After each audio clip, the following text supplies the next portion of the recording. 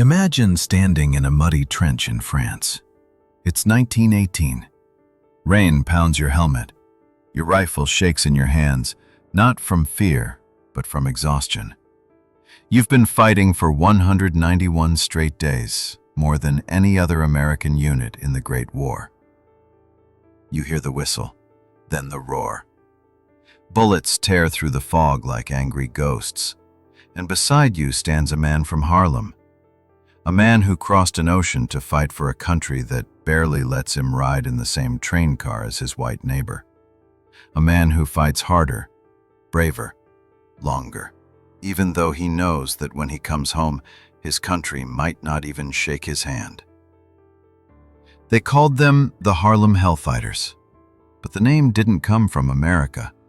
It came from their enemies, the Germans, who said these black soldiers fought like men possessed by demons. But here's the cruel truth. They were feared by the enemy and betrayed by their country. So before we dive in, if you believe courage should be honored, no matter the color of the skin that carries it, then take a second right now to subscribe. Because stories like this, they're not taught in school.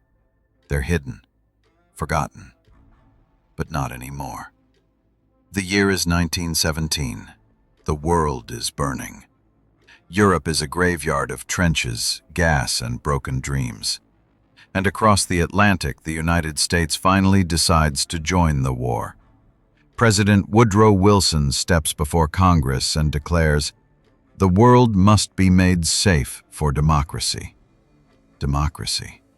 That word echoed like a cruel joke in Black America. Because back home, in the very land preaching freedom, millions of African Americans were still living under Jim Crow laws, segregated schools, lynch mobs, and whites-only signs on every corner. So when the call came to fight for liberty abroad, the question rippled through every black community. Why fight for a country that won't fight for us? In New York City, a new spirit was rising. Harlem was alive, a growing neighborhood filled with jazz, poetry, ambition, and pride.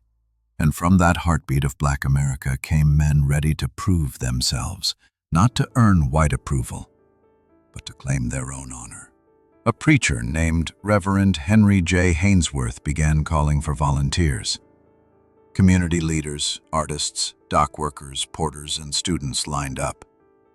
They weren't allowed in most white regiments, so the state of New York created a new one, the 15th New York National Guard Regiment, later renamed the 369th Infantry Regiment. Their commander? Colonel William Hayward, a white officer who believed these men deserved a chance to fight. He told them, "You have been denied everything but responsibility.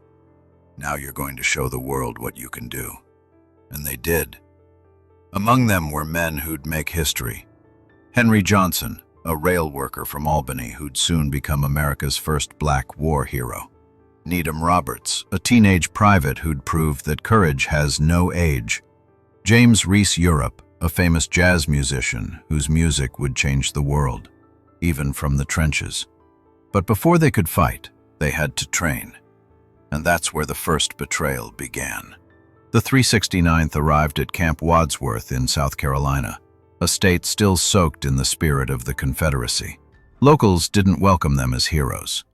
They saw them as intruders. Signs appeared. "Negro troops not wanted here." Even the army warned them not to offend the white population. Imagine that. Men preparing to fight for freedom in Europe, being told to keep quiet in their own country. One soldier later wrote, "We trained for war surrounded by the same hate we thought we were leaving behind." Still, they endured. They drilled in the heat, their boots sinking into red Carolina dust. They learned to march, to shoot, to survive. When it came time to deploy, the Army delayed their shipment again and again. Some officers didn't want them to go, fearing they'd embarrass the U.S. in combat. But pressure from New York's black community and the French government finally changed everything. The 369th set sail for France in December 1917. On that cold voyage across the Atlantic, they looked out over the gray sea, half fearful, half hopeful. Maybe, just maybe, they'd finally be treated as equals. But fate had other plans. When they landed in France, the 369th was ready for battle. But the U.S. Army wasn't ready for them. American commanders refused to integrate black troops into white units. Some even sent memos to French officers warning them not to treat the Negroes as equals. The French read that message and tore it up. France had fought alongside African colonial troops for decades. To them, courage was courage. So the 369th Infantry Regiment was reassigned to the French 16th Division. They were given French helmets, rifles, and gas masks because America wouldn't even issue them proper equipment. They became soldiers without a country, wearing another nation's uniform, but fighting for the Stars and Stripes. One soldier said quietly, "We left America behind, but it never left us." Then came May 14, 1918, the day Henry Johnson and Needham Roberts faced hell. That night, Johnson and Roberts were on sentry duty in the Argonne Forest. It was dark, silent, too silent. Then, crack. A twig snapped. Then the faint click of wire cutters. A German raiding party, about 24 men, was crawling through the shadows toward them. The two Americans opened fire. Johnson's rifle jammed. Roberts was hit by grenades, bleeding out. The Germans swarmed. Johnson swung his rifle like a club, then drew his bolo knife and charged. He fought them hand to hand, slashing, stabbing, roaring through the smoke. When it was over, the ground was littered with German dead. Johnson had 22 wounds, but had saved his friend and his position. The French called him the Black Death. They awarded both men the Croix de Guerre, France's highest military honor. But back home, America stayed silent. No medal, no parade, no press. Because the idea of a black man being called a hero made some people uncomfortable. After that night, the Germans learned to fear the 369th. Whenever they attacked, they came with ferocity unmatched, and the enemy whispered, "Those are the black men from Harlem, the Hellfighters." For 191 days they fought without losing a single foot of ground. No other American regiment served longer at the front. They fought in Champagne, the Marne, and the Meuse-Argonne, some of the bloodiest battles of the war. They endured gas attacks, endless shelling, sleepless nights, and frozen rations. But they never broke. Their band, led by James Reese Europe, lifted spirits with jazz, introducing France to the rhythms that would soon sweep the world. Even in war, they brought culture, pride, and defiance. And when victory finally came in November 1918, the French celebrated them as heroes. They marched through Paris, their banner high, crowds shouting, "Vive les Américains noirs!" But as their ship sailed back home, the question hung heavy. Would America celebrate them too? The war was over. November 1918. France was a sea of celebration. Villagers lined the roads throwing flowers at the Harlem Hellfighters as they marched. Kids ran beside them, waving French flags and shouting, "Les braves Américains noirs!" The brave black Americans. After months of blood and mud, it felt like redemption. They had survived the impossible. They had fought for a flag that barely recognized them. Surely America would welcome them home as heroes. On February 17, 1919, they returned to New York City. A chill wind whipped down Fifth Avenue, but no one cared. Harlem had come alive. Tens of thousands flooded the streets. Old women waved church handkerchiefs. Children climbed lampposts. Musicians played drums and horns, leading the 369th Infantry through the heart of the city. James Reese Europe, back from the front, marched at the head of his regimental band, blasting proud, triumphant jazz. It was more than a parade. It was vindication. "Look at us now," one soldier whispered. "They can't deny us anymore." But the cheers faded the farther they marched from Harlem. Downtown, the applause thinned. Some bystanders clapped politely, others turned away. By the time they reached City Hall, the official welcome felt cold. There were speeches about bravery and sacrifice, but no promise of equality. When the band returned to Harlem that night, the men celebrated quietly. They knew it in their hearts. The war they'd fought overseas was done. The war at home was just beginning. Henry Johnson came back with scars that would never heal. His body was broken, his spirit battered, but he still stood tall. The French had awarded him the Croix de Guerre avec Palme, one of their highest military honors. But the U.S. Army? Nothing. No Purple Heart, no Medal of Honor, not even a disability pension. When he tried to find work, doors closed. White employers didn't want a troublemaking Negro veteran. Black employers were already struggling to survive.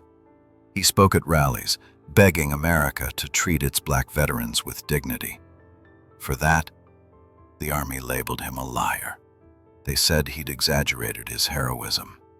But the French had seen it. The Germans had feared it. Only America doubted it. By 1929, Henry Johnson was gone, dead at 32. No money, no medals, no justice. Buried in obscurity, his grave unmarked for decades. It would take almost a century for the United States to finally recognize his valor.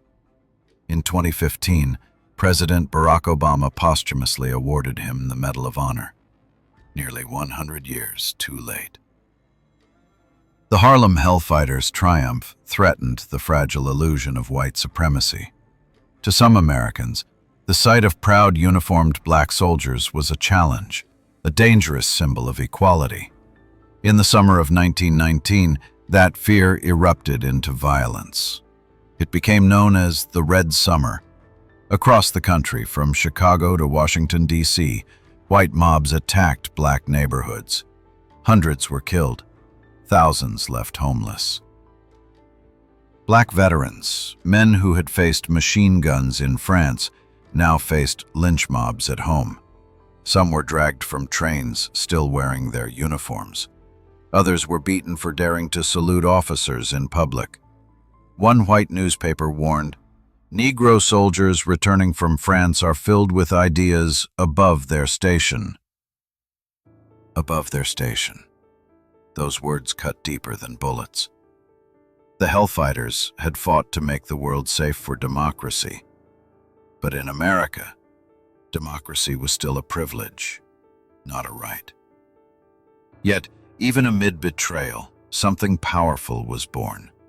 Their band leader, James Reese Europe, brought home more than medals. He brought jazz. In the trenches, his music had lifted men's spirits, cutting through fear and fatigue. In France, it had set entire cities dancing. Now, back in New York, it became the heartbeat of a generation. Europe's band toured across America, blending military precision with the wild freedom of jazz. It was new, electric, unstoppable. But tragedy struck again. In May 1919, just months after returning home, Europe was stabbed to death by a band member during a petty argument.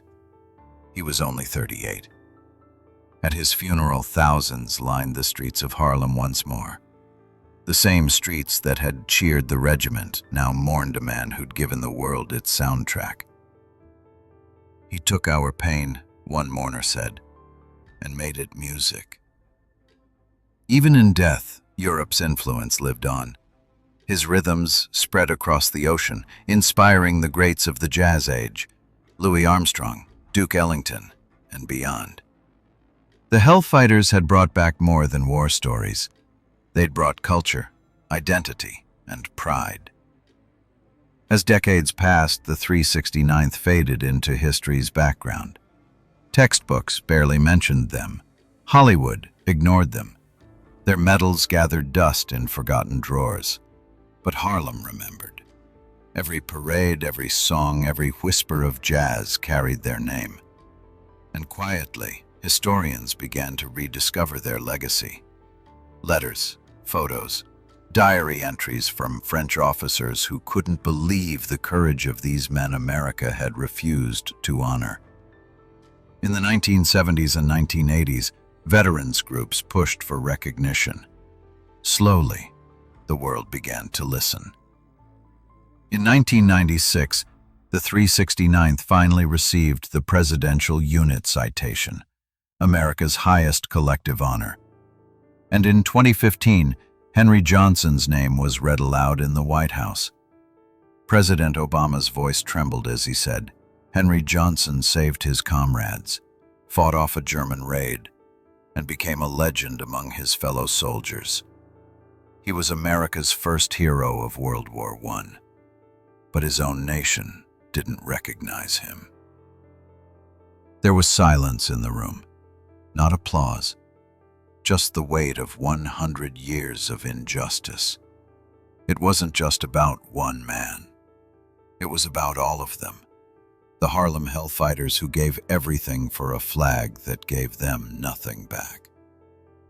Today, the name Harlem Hellfighters carries power. Their insignia, a fierce, snarling black lion, still flies on modern army banners. The 369th Sustainment Brigade continues their lineage. In 2021, New York officially renamed the 369th Armory to honor their memory, and a Netflix adaptation began production, ensuring that new generations would finally see what textbooks had hidden. But their story isn't just about war.